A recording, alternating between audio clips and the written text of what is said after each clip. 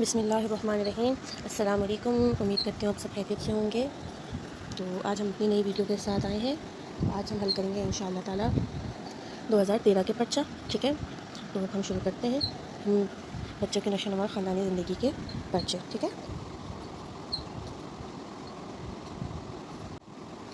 یہ 2013 کا پرچہ ہے، آبجیکٹیو پیپر ہے۔ یہ آپ اس کو، میں آپ لوگ کو آسان طریقہ بتاتی ہوں کہ اس کو اسٹاپ کریں، اس کو اسکرین شاٹ لیں اس کا، اس کے بعد اس کو زوم کر کے یہ جو حل کیا ہوا پرچہ ہے اس کو پڑھیں اور اس کو نوٹ کر لیں، اگر چاہیں تو پرنٹ نکلوا لیں، ٹھیک ہے۔ آپ ویڈیو اسٹاپ کر کے امید کرتی ہوں آپ لوگ اس کو دیکھ چکے ہوں گے، سیو کر چکے ہوں گے۔ تو اب ہم آگے بڑھتے ہیں۔ یہ دیکھیں، یہ پرچہ ہے، ٹھیک ہے۔ سوالات کا پرچہ آ گیا، یہ شارٹ کوشچن آنسرز اور لانگ کوشچن آنسرز کا۔ آپ یہ سوالات دیکھ لیں، پھر آپ کو کاپی کا پیج دکھاتے ہیں انشاءاللہ، ٹھیک ہے۔ یہ کاپی کا پیج ہے، میں پڑھتی ہوں، آپ لوگ اس کو سنیں اور نوٹ کریں چاہے تو۔ بسم اللہ الرحمن الرحیم۔ بچوں کے نشو و نما اور خاندانی زندگی 2013 کا پرچہ، مختصر سوالات۔ بچوں میں اچھی غذائی عادات کیسے پیدا کی جا سکتی ہیں؟ اس سوال کا جواب جو ہے وہ سوال نمبر 14 مختصر سوالات 2011 کے پرچے میں موجود ہے، ٹھیک ہے۔ سوال نمبر 14 مختصر سوالات 2011 کا پرچہ۔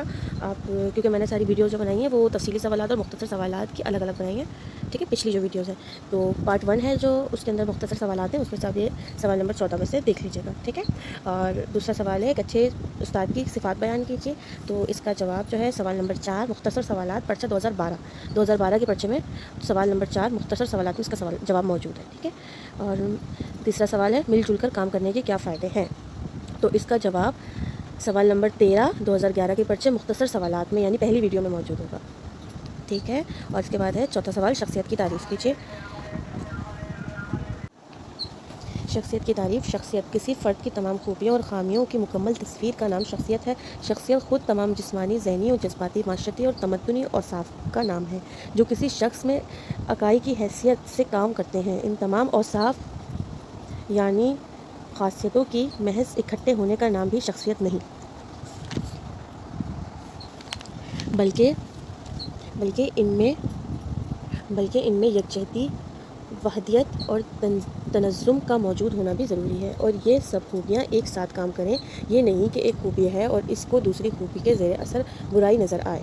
شخصیت انسان کی ذہنی جسمانی نظام کی تنظیم ہے جو اس کے لیے ماحول اور حالات سے مطابقت کا تعین کرتی ہے۔